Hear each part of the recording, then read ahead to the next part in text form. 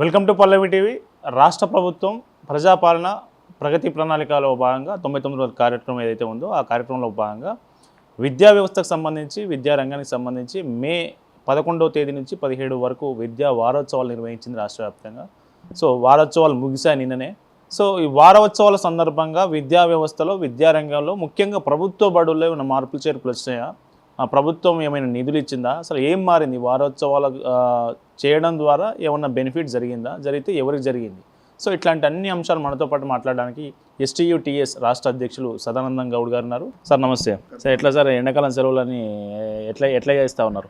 సెలవులు అనే పదానికే ఈరోజు ప్రభుత్వము పేరుకే వేసే సెలవులు, కానీ రెగ్యులర్గా టీచర్లు మాత్రం తప్పకుండా ఈ సంవత్సరం సెన్సస్లో నిమగ్నమై ఉన్నారు. ఒకవైపు మీరే చెప్పారు వారోత్సవాల పనులలో ఉన్నామని. అయితే మొన్ననే ముఖ్యమంత్రి గారు LB స్టేడియంలో పెద్ద ఎత్తున ఒక ప్రోగ్రాం చేసిన మాట వాస్తవం.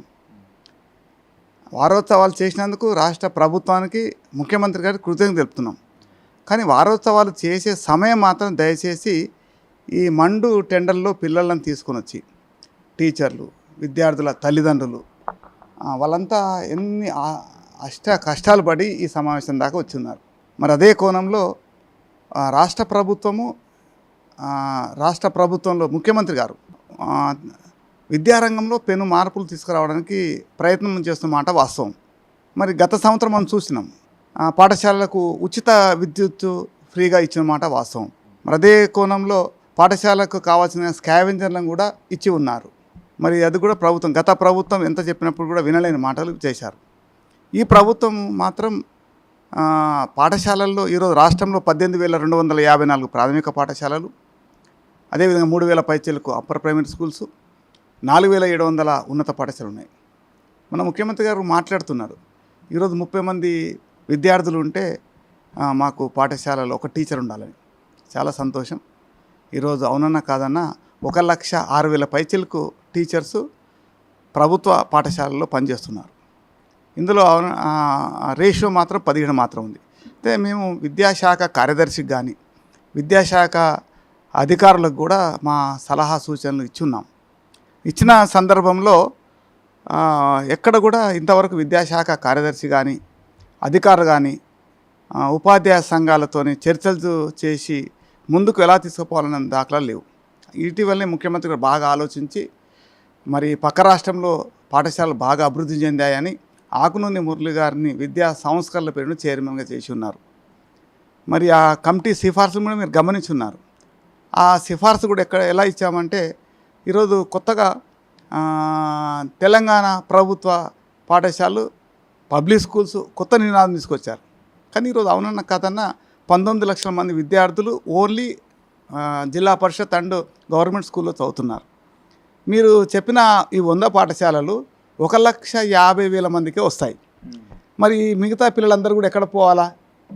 మరి అదే కోణంలో ఆ విద్యా సంస్కరణల పేరు మీద ఇచ్చిన సిఫార్సులు కూడా ఆచరణకు సాధ్యం కాని సిఫార్సులుగా ఉన్నాయని మేము చెప్పినాం. మరి అక్కడ రిపోర్ట్లో మాత్రం ఖచ్చితంగా మేము చాలా పాఠశాలలు తిరిగాం, చాలా రాష్ట్రాలు తిరిగాం, చాలా దేశాలు తిరిగాం అని రిపోర్ట్లో పెట్టినారు. ఆ రిపోర్టు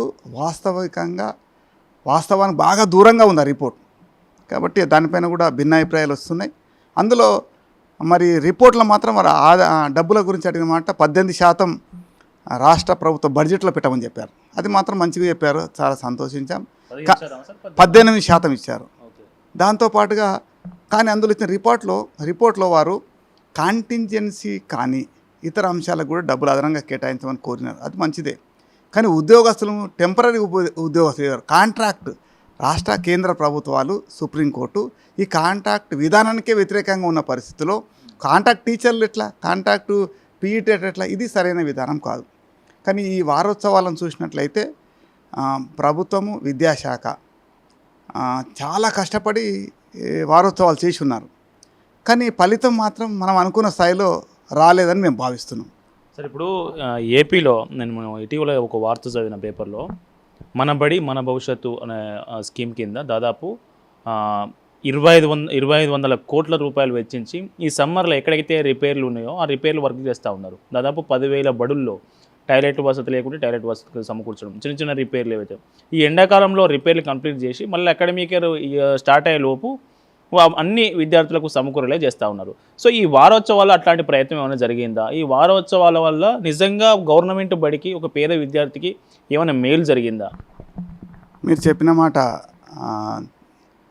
ఆంధ్రప్రదేశ్ ప్రభుత్వం మేము కూడా గమనిస్తున్నాం. సోషల్ మీడియా వచ్చిన తర్వాత ఆంధ్రప్రదేశ్ ప్రభుత్వం ఏం చేస్తుంది, మహారాష్ట్ర ఏం చేస్తుంది, కర్ణాటక అన్నీ కూడా తెలిసిపోతున్నాయి. వారు చేసిన స్కీమ్ బాగా ఉంది. ఎందుకంటే ఈ మరమ్మతులు కానీ, ఈ రంగులు వేయడం కానీ, చిన్న చిన్న నట్ బోల్ట్ అయినా గొల్లెలు అలాంటి మంచి ఆలోచనతో చేశారు. మన ప్రభుత్వం కూడా రాగానే రేవంత్ రెడ్డి గారు ముఖ్యమంత్రి గారు మండల ఎంపీడీఓలకు ఆదేశాలు జారీ చేశారు. కనీస అవసరాలుంటే మీరు చేసుకోమని చెప్పారు, చేశారు. కానీ ఈ అదనంగా అక్కడక్కడ దాదాపు 2000 పైసలకు పాఠశాలలో ఈరోజు కూడా మూత్రశాలలు లేని అది వాస్తవమే. అంటే అక్కడ ఏమవుతుందంటే వాస్తవంగా రాష్ట్ర ప్రభుత్వం ఈ సంవత్సరము యూనిట్ అంటే యూరినల్ బ్లాక్ ఒక యూనిట్ నిర్మాణం చేస్తారు. దానికి రన్నింగ్ వాటర్ ఉండదు. రన్నింగ్ వాటర్ ఉండకపోవడం వల్ల ఏమవుతుందంటే ఒక 4-5 వాడిన తర్వాత ఉపయోగించక స్మెల్ రావడము, ఆ లోపల మట్టి వేయడము, క్లీన్ చేసడం లేకు ఇలా ఏమైతుందో పాడైపోతుంది. ఈ సంవత్సరం కడుతున్నాం, వచ్చే సంవత్సరం వరకు నిరుపయోగం. మా లెక్కలు ఏముంటుందంటే కట్టినట్టు ప్రభుత్వ లెక్కలు చూపిస్తున్నాం, మా లెక్కలు మాత్రం అక్కడ ఉండట్లేదు. పిల్లోడు మళ్ళీ బయట పోయే మూత్ర విసర్జనకు పోయే పరిస్థితి, అది ఇబ్బందిగా ఉంది. కాకపోతే రన్నింగ్ వాటర్ వచ్చే విధంగా ప్రభుత్వం దాన్ని స్పష్టంగా ఆదేశాలు ఇచ్చి చేస్తే బాగుంటుంది. ఇప్పటికైనా ఈ గవర్నమెంట్లో కొత్త చేశారు, చాలా సంతోషం. గతంలో గమనిస్తే ఈ ప్రభుత్వం పాఠశాలల మరమ్మతులు కానీ, వసతులకు కానీ, వాటర్ కానీ కొంత ఇచ్చారు. కరెంటు ఉచితంగా ఇచ్చారు కాబట్టి మాకేమి ఇబ్బంది లేకుండా వాటర్ని ఎంతసేపు అయినా మోటార్ వేసుకోవడం తీసుకోవడం అనేది కూడా జరుగుతుంది. ఇది బాగా చేశారు. కానీ ఈ వారోత్సవాల భాగంగా ఈ ప్రభుత్వం ఏదో మనం గొప్పగా చేసింది అనడానికి వీల్లేదు. చెప్తుంది ముఖ్యమంత్రి గారి బహిరంగ సభ ఎల్బీ స్టేడియంలో చేసిన మాట వాస్తవం. ఆ సమావేశానికి ఉపాధ్యాయుల్ని, విద్యార్థులని, తల్లిదండ్రులని రప్పించడానికే జిల్లా విద్యాశాఖ అధికారుల బాధలు వర్ణనాతీతం. ఎందుకంటే ప్రభుత్వం చేసింది కాబట్టి మా బాధ్యత, ప్రభుత్వ పాఠశాల బతికుండాలనే కోరికతో మాకు కూడా ఉంటుంది కాబట్టి వచ్చారు, బాగా చెప్పారు. ముఖ్యమంత్రి కూడా స్పష్టంగా చెప్పారు. ముఖ్యమంత్రి గారు చెప్పారు, వారి స్పీచ్ అంతా విన్నాం. విచిత్రం ఏంటంటే ఆ ఎల్బీ స్టేడియంలో జరిగిన సమావేశాల్లో విద్యాశాఖ అధికారులు జాయింట్స్ ఆఫ్ కౌన్సిల్ సంఘాలు, గుర్తింపు పొందిన ఉపాధ్యాయ సంఘాలు, పర్మనెంట్ సంఘాలు 4 ఉన్నాయి. 4 సంఘాలను కూడా ప్రభుత్వం పిలవలేదే. రొటేషన్ సంఘాలను ఇంకా విద్యాశాఖ సంబంధించిన 2-3 సంఘాలు వాళ్ళని పిలవలేదే. అంటే అధికారులు ప్రభుత్వం వీళ్ళిద్దరే చేసుకుంటే సరిపోతుందా? మరి ఉపాధ్యాయ సంఘాలు ఉండాలి, విద్యార్థి సంఘాలు ఉండాలి. ఇలా చాలా విద్యార్థి సంఘాలు ఎన్నో ఉన్నాయి, వాళ్ళ యొక్క ఆలోచనలు మనం పంచుకోవాలా. ఆ కోణంలో అధికారులు లేరు. ఎంతసేపు అధికారుల కోణం అంతా ఆ ప్రోగ్రాం జరిగిందా, ఆ ప్రోగ్రాం బాగా అయిపోయిందా, సాయంత్రం అయిపోయిందా, తెల్లవారిందా, తప్ప ఫలితాలు మాత్రం అనుకున్న స్థాయిలో రావడం లేదు. నేను గతంలో కూడా చెప్పినా మీతో, టీచర్స్ డే సందర్భంగా ముఖ్యమంత్రి గారే మాట్లాడారు. మా దగ్గర 3 లక్షల మంది పిల్లలు ఎన్రోల్మెంట్ ఈ సంవత్సరం అయింది. చివరికి చూసాం కదా ఎన్రోల్మెంట్ రాలే. అంటే జిల్లా విద్యాశాఖ తప్పులు లెక్కలు ఇస్తున్నారు. ఇది సరైన ఉన్న వాస్తవ కోణం నుంచి మనం మాట్లాడాలా. ఏదో అధికారులు ముఖ్యమంత్రి మెప్పు కొరకు పనిచేసినట్టుగా కనిపిస్తుంది. ఇది సరైన విధానం కాదు. ముఖ్యమంత్రి గారికి వాస్తవ లెక్కలు డాటా ఇవ్వట్లేదు కాబట్టి ముఖ్యమంత్రి గారు బాగా జరుగుతుందని అనుకుంటున్నారు. ఇప్పటికైనా అధికారులు చూసాం, మనం కేశవరావు గారితో మాట్లాడినాం మొన్న కొన్ని అంశాల పట్ల. ఆయన కొంచెం వాస్తవంగా మాట్లాడతాడు, ఎలా చేద్దాం, ఏం చేద్దామని. అదేవిధంగా వేం నరేంద్ర గారితో మాట్లాడినాం, ఆయన కూడా కొన్ని సిఫారసులు ఏమైనా ఉంటే చెప్పేద్దాం సీఎంకి అన్నారు.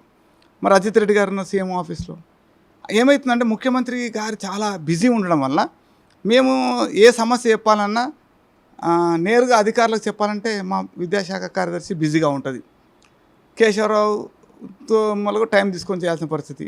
అంటే ఒక ఈ విద్యారంగానికి ప్రత్యేకమైన ఒక అధికారి, ప్రత్యేక అధికారి ఉంటే తప్ప ప్రస్తుత పరిణామంలో ముందుకు వెళ్ళాలని మేము భావిస్తున్నాం.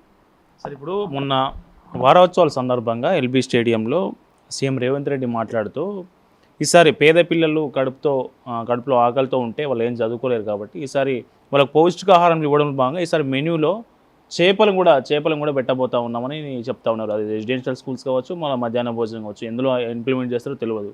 అట్లాగే బ్రేక్ఫాస్ట్ కూడా పెట్టబోతామని చెప్తా ఉన్నారు. సో ఇప్పటి వరకు జరుగుతున్నటువంటి మిడ్ డే మీల్స్ పథకంలోనే అనేక లోటుపాట్లు ఉన్నాయి. అసలు నాణ్యమైన ఫుడ్ పిల్లలకు అందట్లేదు, వాళ్ళకు ఛార్జీలు రావట్లేదు అనే ఆరోపణలు ఉన్నాయి. కొన్నిసార్లు కొన్ని చోట్ల హెచ్ఎంలను కూడా సస్పెండ్ చేసిన దాఖలాలు ఉన్నాయి. ఆ ఫుడ్ క్వాలిటీ లేదు, పిల్లలకు ఫుడ్ పాయిజన్ అయిందనే కారణం చెప్పి. సో ఇట్లాంటివన్నీ సరే పైన చెప్తున్నటువంటి రేవంత్ రెడ్డి సీఎం స్థాయిలో చెప్తున్నటువంటి ఇవి పటిష్టంగా అమలు కావాలంటే ఎక్కడ మార్పు జరగాలి సార్? సరే, రాష్ట్ర ప్రభుత్వము బ్రేక్ఫాస్ట్ పథకాన్ని తీసుకొచ్చింది. ఇది చాలా హర్షించారు. ఎందుకంటే చాలామంది మా ప్రభుత్వ పాఠశాలకు వచ్చే పిల్లలు బడుగు బలహీన పేద విద్యార్థులు. ఆ తల్లిదండ్రులు మార్నింగ్ వాళ్ళ పనులకు వెళ్ళిపోతారు. ఆ పిల్లలు తిన్నారా లేదా అని కూడా చూడరు వాళ్ళు. అంటే వాళ్ళ పరిస్థితులు అవి, తప్పు పట్టలేము. అలాంటి పిల్లలకు మధ్యాహ్నం మేము 12 గంటలకు భోజనం పెడుతున్నాం. అర్ధాకలితో డొక్క ఇలా చూస్తూ చేసేవారు. కానీ ఇప్పుడు బ్రేక్ఫాస్ట్ అవ్వడం అనేది ఒక మంచి శుభసూచకం. ఇది అది బ్రేక్ఫాస్ట్ కూడా మధ్యాహ్నం భోజనానికి లింక్ చేయలే, నేరుగా మండల యూనిట్గా తీసుకొని మండలం నుంచే నేరుగా మాకు బ్రేక్ఫాస్ట్ మార్నింగ్ 8:30లోగా 8 o'clock 8:30లోగా మాకు అందజేస్తామని చెప్పారు. చాలా మంచిది. ఏమన్నా చేయని ఆ బ్రేక్ఫాస్ట్ ఏదైనా కొంచెం ఆ నిమిషం పిల్లవాడు కడుపు, అంటే ముఖ్యమంత్రి ఆలోచన మాత్రం బీద పిల్లల కడుపును చూసి ఈ బ్రేక్ఫాస్ట్ పెట్టాడు. చాలా మంచి పథకం ఇది. అవునన్నా కాదన్నా ఈ మధ్యాహ్న భోజనానికి లింక్ చేస్తే మాత్రం ఇబ్బందులు వస్తుంది. ఎందుకంటే ఇందులో చూసాం కదా, పల్సటి చారు ఉంది, గుడ్డు లేదు, నాణ్యమైన పప్పు వేయలేదు, హెడ్ మాస్టర్లు పరిశీలించలేదు, ఇవన్నీ చూసాం. హెడ్ మాస్టర్ని సస్పెండ్ చేసి ఉన్నారు. హెడ్ మాస్టర్ సంబంధం లేకుండా సస్పెన్షన్ చేశాం. అంటే ఏదో ఒక అధికారి ఎక్కడన్నా జరిగింది, కలుషిత హాని జరిగింది, పిల్లకు ఆసుపత్రి అయ్యారు. మేము ప్రభుత్వం వెంటనే కలెక్టర్ ఏం చేయాలి, ఒక అధికారిని సస్పెండ్ చేయాలి, హెడ్ మాస్టర్ని సస్పెండ్ చేయాలి. అంటే ఇష్యూని కొంత తగ్గించడానికి, తీవ్రత తగ్గించడం తప్ప ఏం లేదు. కాకపోతే బ్రేక్ఫాస్ట్ అనేది వెరీ గుడ్ స్కీమ్. ఇది అమలు అయితే మాత్రం ఈరోజు తమిళనాడు, కేరళలో కూడా కేరళలో బ్రేక్ఫాస్ట్ పెడుతున్నారు. కేరళ సిస్టమ్ ఏంటంటే బ్రేక్ఫాస్టు మార్నింగు గ్రామ పంచాయతీ లేదా మండల హెడ్ క్వార్టర్ అయితేనేమో మున్సిపాలిటీ వాళ్ళు అరేంజ్ చేస్తారు. అది ఇక్కడ మాత్రం సపరేట్గా రాష్ట్ర ప్రభుత్వం మండలం ఒక యూనిట్ తీసుకొని చేస్తున్నారు. ఇది బాగుంది. ఇందులో మీరు చెప్పిన మాట ఇంకోటంటే మధ్యాహ్న భోజనంలో చూసాము డబ్బులు రాలేదని ఇబ్బంది. అంటే గత 3 సంవత్సరాల క్రితానికి ఇప్పటికి మధ్యాహ్న భోజనం మీరు గమనించండి, నెలవారీ డబ్బులు వస్తున్నాయి. ఒకప్పుడు 4-5 నెలల తర్వాత వచ్చేది. ఇది ఎవరీ మంత్, అంటే విద్యాశాఖ ఇందులో కొంత పురోగతి మాత్రం సాధించి ఈ సంవత్సరం. ఇప్పుడు నేను ఏమంటున్నా అంటే డబ్బులు వాళ్ళకు బిల్లులు రావచ్చు, కానీ ఇప్పుడు ఒక విద్యార్థికి 8 రూపాయలు 6 రూపాయలు ఇస్తారు భోజనానికి. ఆ 6 రూపాయల కూరగాయలు ఏం కొనుక్కుంటారు, పప్పులు ఏం కొనుక్కొస్తుంటారు. అంటే అవి సరిపోతాయి ఒక నాణ్యమైన ఫుడ్ అందించడానికి?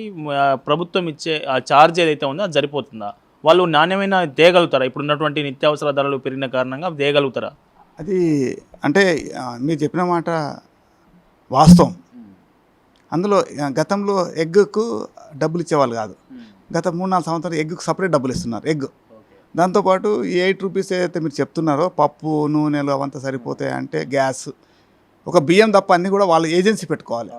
కొంచెం ఇబ్బందికరం. అంటే నిజంగా ఆ పేద విద్యార్థులను ఆలోచిస్తే లెక్కలు కట్టకుండా కొంచెం ఇంకా డబ్బులు పెంచి ఇంకా 2-3 రూపాయలు పెంచగలిగితేనే కొంచెం మనము నాణ్యమైన భోజనం వరకు అందించవచ్చు.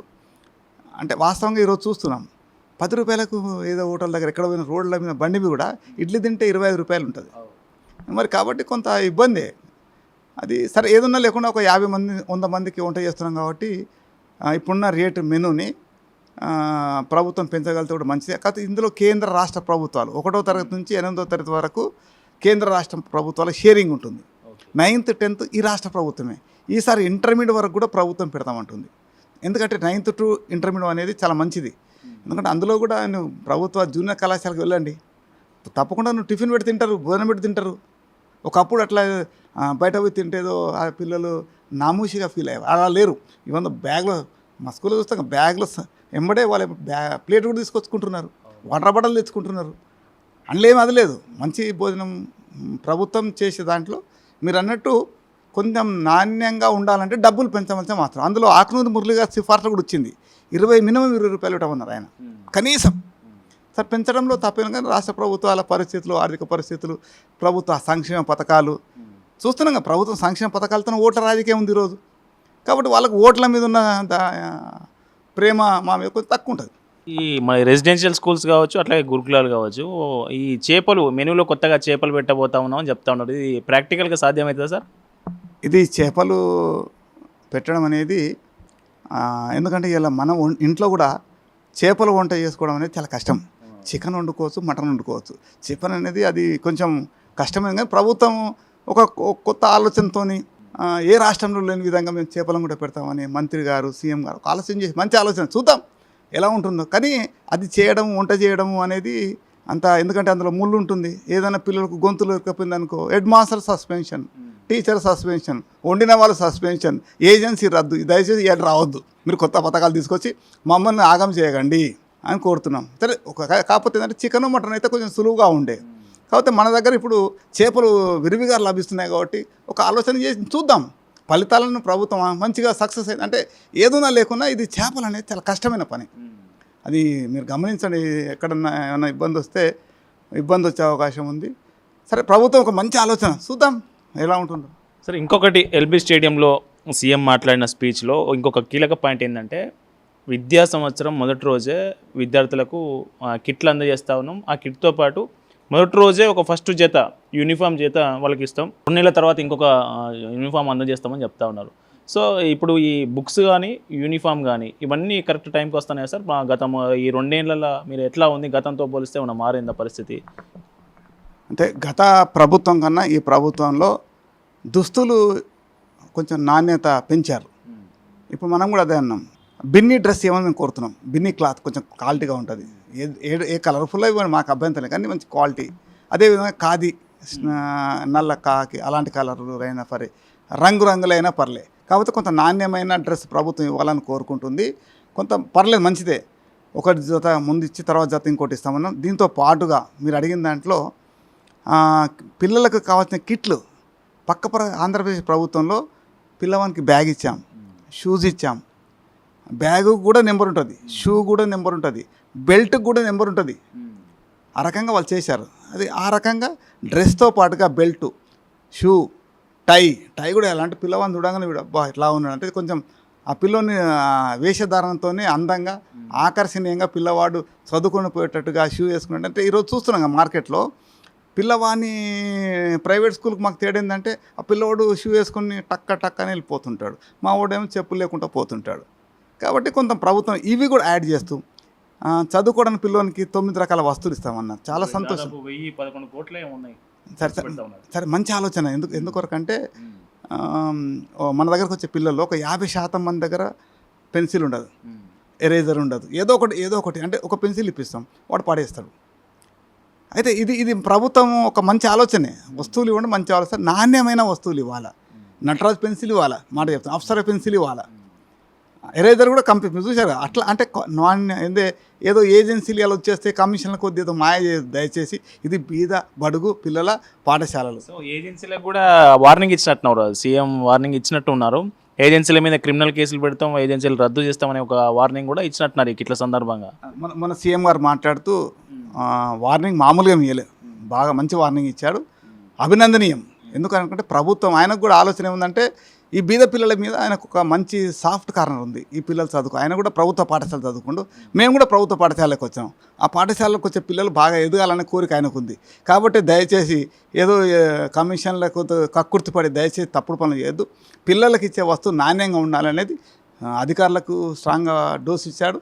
అందరు వేదిక మీద చెప్పాడు కాబట్టి చాలా సంతోషం. ఇట్లన్నా పిల్లల్లో అంటే మంచి ఆలోచన. ప్రభుత్వం వినూత్నమైన ఆలోచన పోకపోతే ఈరోజు మమ్మల్నే కాదు, దీంతో పాటుగా ముఖ్యమంత్రి ఇంకా 200 మంది కాదు, ఇంకా 500 మంది కూడా విదేశాలకు పంపుతున్నాడు మమ్మల్ని టీచర్లని. పక్క దేశంలో వేరు దేశాల్లో విద్యారంగం ఎట్లుంది, వాళ్ళు ఎలా బోధిస్తున్నారు మంచిగా మా దగ్గర ఎవరైతే మంచిగా బాగా బోధన వాళ్ళకు సెలెక్ట్ చేసి అందులో కూడా 5 రోజులకు తావు లేకుండా మంచి టీచర్లు ఎంతమంది అయినా సరే పంపిస్తాడు. ముఖ్యమంత్రిగా అభినందించాలా. ఎందుకంటే మొన్ననే పోయారు, ఒక 40 మంది పోయి వచ్చున్నారు. ఆ 40 మంది టీచర్లలో ఒక టీచరు 400 మందికి స్ఫూర్తిస్తుంది. ఏం నేర్చుకుందో, ఎక్కడ ఉందో. నేను టీవీ చూసింది వేరు, నేరుగా చూసింది వేరు. కాబట్టి మంచి ఆలోచన.